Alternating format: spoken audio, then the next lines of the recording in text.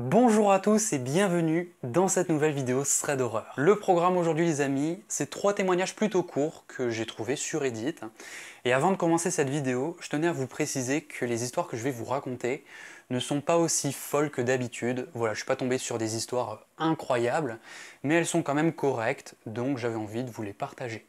J'espère que ça va vous plaire. On est parti.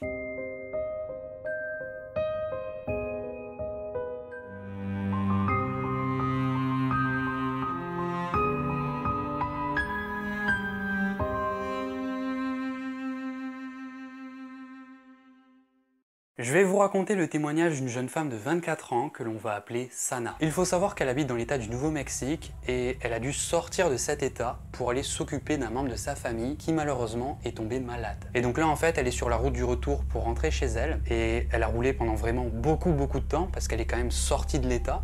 Ce qui fait que la nuit a fini par tomber et elle se sentait vraiment fatiguée, mais elle a quand même prévu de s'arrêter pour passer la nuit dans un hôtel. Bref, elle était en train de rouler sur une autoroute et à un moment donné, elle voit derrière elle les lumières d'une voiture de police s'allumer. Donc elle s'arrête sur le côté, la voiture de police s'est garée juste derrière elle, le policier est sorti de sa voiture et il s'est présenté au niveau de la fenêtre côté conducteur. Sana trouve ça plutôt étrange que le policier s'est présenté côté conducteur, parce qu'on est sur une autoroute, c'est quand même plutôt dangereux.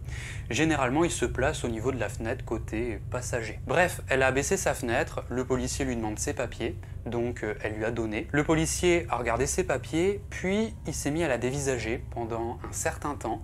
Il a regardé pendant pas mal de temps, il est ensuite allé au niveau de sa voiture, il est revenu et il lui demande maintenant de sortir de son véhicule. Sana a commencé à stresser parce que c'est quand même plutôt rare qu'un policier te demande de sortir de ta voiture. Bon, elle n'a pas eu le choix, hein, elle lui a obéi, elle est sortie de sa voiture et le policier lui demande si elle a bu. Sana lui répond que non et lui demande pourquoi est-ce qu'il a arrêté. L'officier de police lui répond qu'il a vu qu'elle conduisait de manière erratique sur la route. Ça lui a semblé un petit peu bizarre parce que d'après elle conduisait normalement. L'officier de police a donc procédé à un contrôle d'alcoolémie et elle a réussi, donc aucun problème.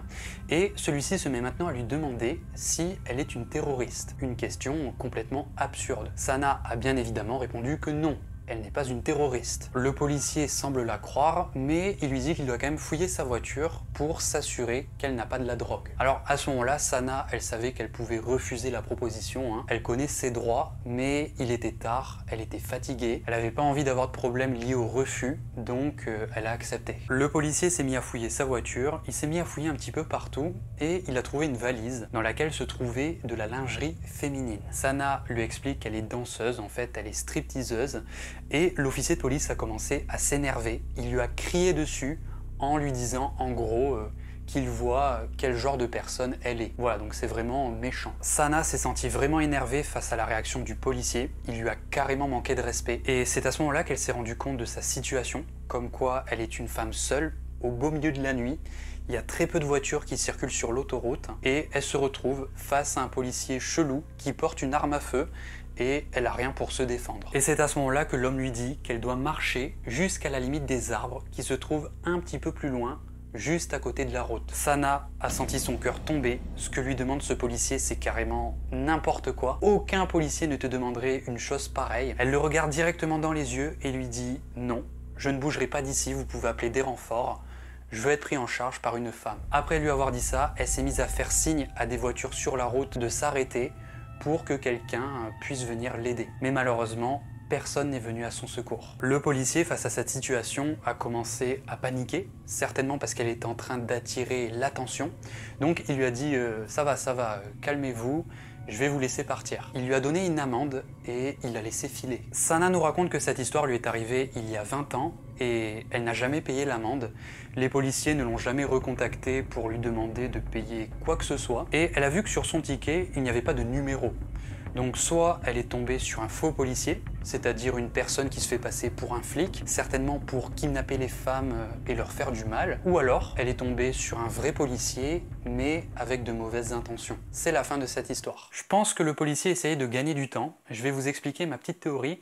En fait, je pense qu'il y avait toujours des voitures sur l'autoroute, donc il ne pouvait pas passer à l'action, il ne pouvait pas la kidnapper ou lui mettre du chloroforme sur son visage.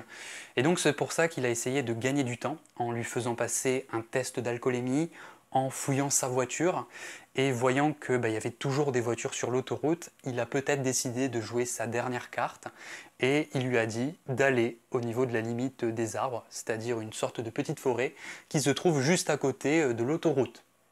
Ben voyons. Bref voilà, sur ce les amis, on passe à la prochaine histoire.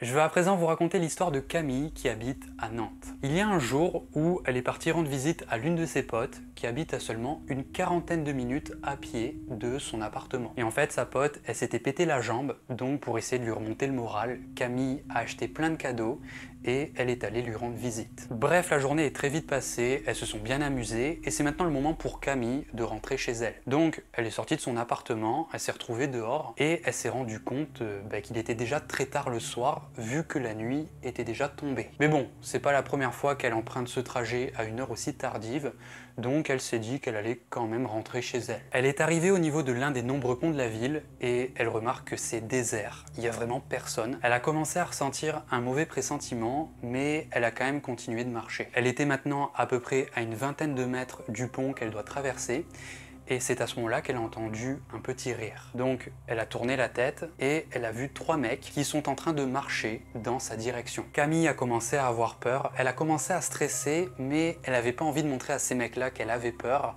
Donc elle a continué de marcher comme si de rien n'était et elle a baissé le volume de ses écouteurs. Sur le pont, elle les entendait marcher derrière elle. Ils étaient en train de discuter de quelque chose qu'elle ne comprenait pas parce qu'en fait, ils parlaient une autre langue. Les 3 mecs se sont rapprochés, ils sont arrivés à son niveau, ils l'ont entouré et se sont mis à lui chuchoter des choses dans ses oreilles. Camille ne comprenait pas, mais ça lui a vraiment glacé le sang. Elle en avait des frissons. Juste après avoir fait ça, ils se sont mis à rire. Tout simplement. Elle a fait de son mieux pour les ignorer, elle a continué de marcher sur ce pont, toujours avec ces 3 mecs autour d'elle, et c'est là que le pire a commencé. Ils se sont rendus compte qu'elle l'ignorait, et ils se sont mis à pousser des cris d'animaux, ils se sont mis à grogner, à siffler. Alors, ça peut paraître peut-être drôle comme ça, mais ça l'a vraiment terrifiée. Ils ont même fait des choses très près de son visage. Bref, elle est en train de vivre un véritable cauchemar. Camille était désespérée, elle ne savait plus quoi faire. Les 2 minutes qu'il lui ont fallu pour traverser le pont lui ont semblé une éternité. Et lorsqu'elle est arrivée au bout du pont, elle tremblait de peur, elle était au bord des larmes. Et elle nous explique que ces mecs-là, on aurait dit qu'ils étaient amusés par la situation. Les 3 hommes étaient toujours autour d'elle, en train de la terroriser. Puis tout à coup, elle entend quelqu'un l'appeler par son prénom. Camille lève la tête et elle voit un homme très grand qui est un petit peu plus âgé qu'elle, qui est en train de marcher dans leur direction. Elle ne sait pas du tout qui c'est, elle a jamais vu ce mec auparavant. L'homme est arrivé à leur niveau, il s'est mis à regarder les 3 mecs avec fureur, il avait l'air vraiment en colère, et il leur a dit « Qu'est-ce que vous faites à ma copine ?» Il a ensuite tendu sa main vers Camille, Camille l'a de suite attrapé et elle s'est blottie contre lui alors qu'elle ne le connaît même pas. Elle ne l'a jamais vu auparavant, mais elle sentait au fond d'elle que c'était quelqu'un qui était là pour l'aider, comme un ange gardien tombé du ciel. Il y a eu un grand silence, les hommes se sont échangés des regards. Camille a eu peur que ces mecs-là se mettent à agresser la personne qui vient de lui venir en aide, mais heureusement ça ne s'est pas produit. Ces mecs-là ont fait demi-tour et ils sont retournés au niveau du pont. Camille et son sauveteur sont restés au même endroit, ils n'ont pas bougé. Camille a fondu en larmes et l'homme qui l'a aidé n'a rien dit. Il lui tenait juste la main, il lui a laissé le temps de se calmer. Après un long moment, l'homme lui a proposé de la raccompagner jusqu'à chez elle. Elle a accepté. Ils se sont mis à marcher tout en discutant de plusieurs choses et l'homme lui a expliqué qu'en fait il était à proximité du pont lorsque ça s'est produit. Il a assisté à toute la scène et il a décidé de réagir et d'aller l'aider. Camille lui a alors demandé comment ça se fait qu'il connaissait son prénom et l'homme lui a souri. Il lui a expliqué qu'en fait, il a tout simplement utilisé un prénom qui est très répandu en France. Il n'avait aucune idée qu'elle s'appelait Camille. Quand elle est arrivée chez elle, Camille lui a proposé de monter pour boire quelque chose. Après tout, c'est la moindre des choses à faire. Elle ne craignait pas de le faire rentrer parce qu'en fait, elle vit avec quelqu'un, mais l'homme a poliment refusé et il a continué sa route. C'est la fin de cette histoire. Alors, je sais pas vous, mais il y a un petit mais, voilà, j'ai encore une fois une théorie un petit peu farfelue, hein, vous me connaissez. Il y a une petite partie de moi qui me dit que peut-être que tout ça n'était qu'un coup monté, peut-être que les 4 mecs se connaissaient et ils ont organisé tout ça, c'est-à-dire 3 agresseurs et un sauveteur. Un super-héros. Parce que c'est quand même un petit peu bizarre que dès qu'elle a terminé de traverser le pont, cette personne était là pour l'aider. Est-ce que c'était tout simplement une coïncidence et qu'elle est passée par là au même moment ? Ça fait réfléchir quand même. En tout cas, ce mec a été très humble parce qu'il n'est même pas rentré chez elle. Il a continué sa route tout simplement comme si de rien n'était. Sur ce les amis, on passe direct à la troisième histoire. Pour cette troisième histoire, je vais vous partager le témoignage de Coralie. Elle nous raconte une histoire qui lui est arrivée en 2012 et à cette époque, elle avait 20 ans. Un mercredi soir, elle nous explique qu'elle avait envie de dîner avec son copain dans un restaurant. Donc, ils sont sortis, ils ont pris la voiture, ils se sont mis à chercher un restaurant. Mais comme il était assez tard, il était 21h, eh bien, la plupart des restaurants étaient déjà fermés. Bon, ils ont quand même fini par en trouver un avec une annonce plutôt intéressante qui disait « Tarte gratuite après avoir dépensé X $. » Le restaurant se trouvait à moins de 5 minutes en voiture de leur appartement, donc c'est parfait, c'est vraiment pas loin. Et en plus de ça, ils aiment beaucoup les endroits calmes, ils aiment la tranquillité, et vu qu'il est tard et qu'il pleut dehors, eh bien il y avait vraiment personne dans le restaurant. Bref, ils rentrent à l'intérieur et ils voient que le restaurant est vide, il y a personne. Coralie, qui a déjà travaillé dans la restauration, elle sait que c'est vraiment très chiant quand les clients arrivent à la dernière minute.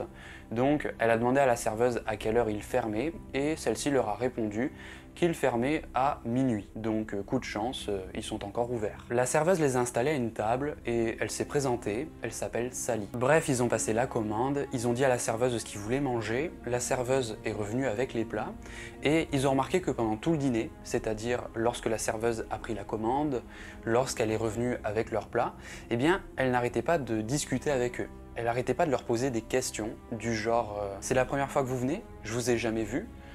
Vous allez à l'université? J'ai de trop bons souvenirs avec mes colocataires. Vous avez des colocataires? Et vous faites quoi après? Voilà, vraiment plein de questions. Ils ont trouvé ça plutôt lourd, mais elle avait l'air gentille. Peut-être qu'elle voulait simplement se faire un pourboire à la fin. Et ils se disent également qu'ils sont les seuls clients pour le moment dans le restaurant. Donc forcément, la serveuse devait un petit peu s'ennuyer. Elle avait besoin de discuter avec quelqu'un. Après le dîner principal arrive le dessert. Ils ont choisi la tarte qui du coup est normalement gratuite, vu qu'ils ont dépensé assez d'argent. La serveuse est retournée à leur niveau, elle a pris la commande et elle s'est mise à leur parler de la météo. Voilà, elle s'est mise à parler de plusieurs choses, je ne vais pas rentrer dans les détails. Elle est ensuite allée chercher leur dessert, elle est revenue et elle les a enfin laissés un petit peu tranquilles. Ils commencent donc à manger leur tarte, qui était d'ailleurs pas très bonne, et pendant qu'ils étaient en train de manger, Coralie regarde vers l'arrière du restaurant et elle croise le regard de la serveuse qui est en train de les regarder avec un homme à ses côtés. Cet homme est obèse, il porte une chemise blanche remplie de sueur et ils sont en train de les regarder en silence. Lorsque la serveuse a vu qu'ils étaient en train de les regarder, ils sont allés rapidement dans la cuisine. Et c'est à ce moment-là que Coralie a ressenti des frissons dans tout son corps. Elle ressent un très mauvais pressentiment.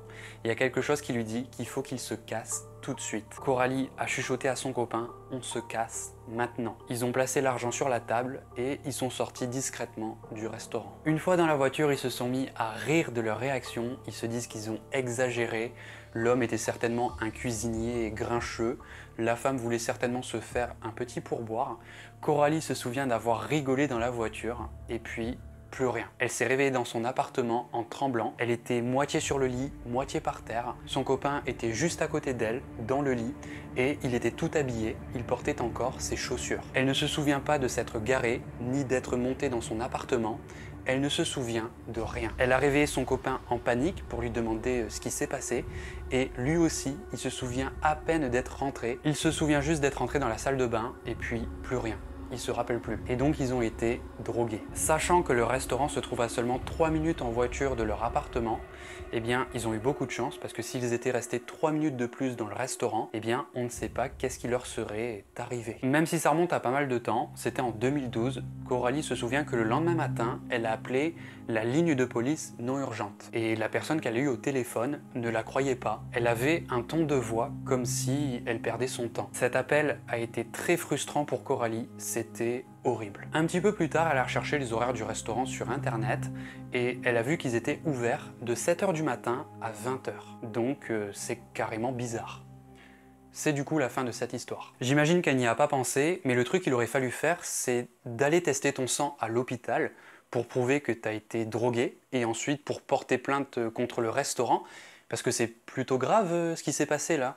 Vu que le policier ne l'a pas cru, eh bien, elle a laissé couler, elle a laissé tomber l'affaire, alors que j'imagine qu'il y a d'autres personnes qui se sont fait avoir. Je pense pas que ce sont les seuls à avoir vécu ça. Donc voilà les amis, c'est la fin de ce thread. J'espère que ça vous a plu.